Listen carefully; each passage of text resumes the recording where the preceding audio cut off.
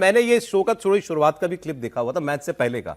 तो ये मैच से पहले कह रहे थे कि इसने फलाने ने इतने रन कर दिए और पाकिस्तान जीत गया और ये प्लेयर अगर चल गया तो 3-4 वो एक्स प्लेयर्स बैठे हैं इनके सामने। वो कह रहे हैं आज सारे यूनिट को मेरी तरफ से खाना, कोई कह रहा है जो कहोगे मैं वो खिलाऊंगा पिलाऊंगा। मतलब ये दावे हो रहे थे वहां पे। भरोसा था कि उन लोगों को भरोसा था, जरूरत नहीं कि पड़ी, ऐसा नहीं होने वाला, इसकी नौबत तो नहीं कल आई। तो हो सकता है कुछ भी कह देते कि तुमको इतने लाख देंगे, ये गाड़ी देंगे, ये गिफ्ट देंगे। आज कल वो कुछ भी कर सकते थे, उनको भरोसा था। और ये अपने लोगों पर भरोसा ऐसा बड़ा मुश्किल से आता है। और ये भरोसा पाकिस्तान के लोगों को, ये भरोसा सूर्य कुमार यादव पर था। पाकिस्तान के लोग मैच से पहले भविष्यवाणी कर रहे थे कि जीतेगा भारत। देखिए ये होता है कॉन्फिडेंस असली। भाई वो अब ठीक है अपनी टीम के साथ तो है, लेकिन दिल और दिमाग अलग अलग बात कह रहे हैं उसकी। कोई चुनौतीपूर्ण लक्ष्य लेकर वो हारते तो समझ में आता है। इतनी बुरी तरीके से हारना पाकिस्तान की दूसरी सबसे बड़ी हार है। और सिर्फ 2 खिलाड़ी अगर 20 के रन के पार कर पाते हैं, उस्मान और शाहिद के अलावा, बाकी पूरी टीम अगर ढेर हो जाती है, 116-17 रन पे आप निपट जाते हो, 14-16 रन के ऊपर 20 ओवर आप खेल नहीं पाते हो।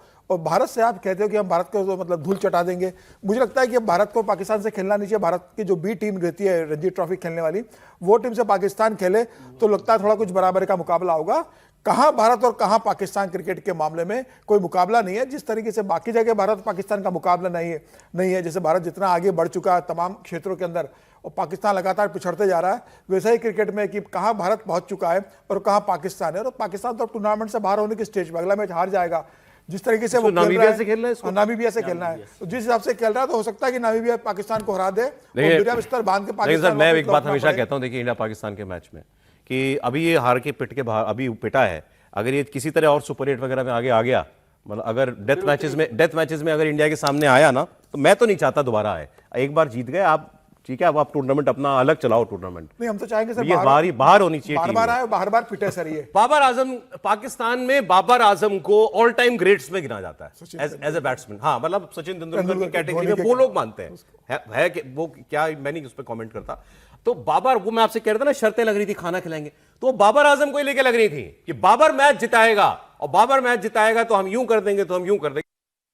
आमिर भाई की रिटायरमेंट वापस लेने का नौबत आई नहीं। मैं तो पूछा था बाबर ने कितने रन बनाए सर, कितने बनाए थे? 7 बॉल पर 5 रन। वो पूरे पाकिस्तान को खाना ही खिला रहे थे बाबर आजम के नाम पर। लेकिन आखिर में ये बनता है इस वक्त ये बयान दिखाना आपको पाकिस्तान के रक्षा मंत्री ख्वाजा आसिफ का, जो हर चीज पर बोलते हैं। अब आप सुनिए, इन्होंने इसमें ऑपरेशन सिंदूर भी घुसाया।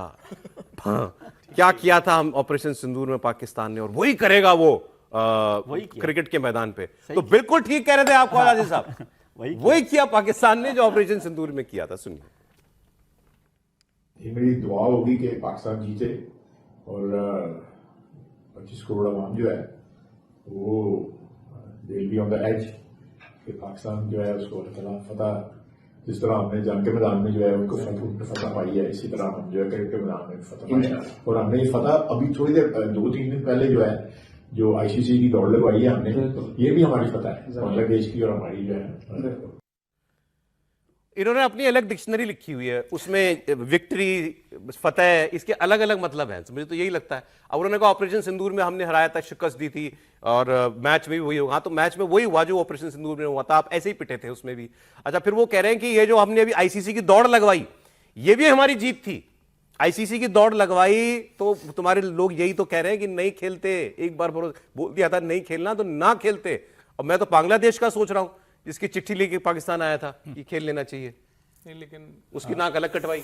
इन्हें पता करना चाहिए कहीं इनकी टीम में भारत के एजेंट तो नहीं खेलने लगे हैं। क्योंकि बड़ा ये जबरदस्त चल रहा है। ये लोग कह रहे हैं कि बाबर कर रहे थे, बाबर तो लग रहा है कि यहाँ से सब जयशाह से तो नहीं बात करता है बाबर। ये सवाल है ना, क्योंकि जिस तरह से वो है और उसको जितना इन लोगों ने उम्मीदें पाल रखी थी, मुझे लगता है बड़ा। और चूंकि कल मैंने मैच देख ही डाला और बड़ा ऑब्वियस सा था, सब साफ दिख रहा था।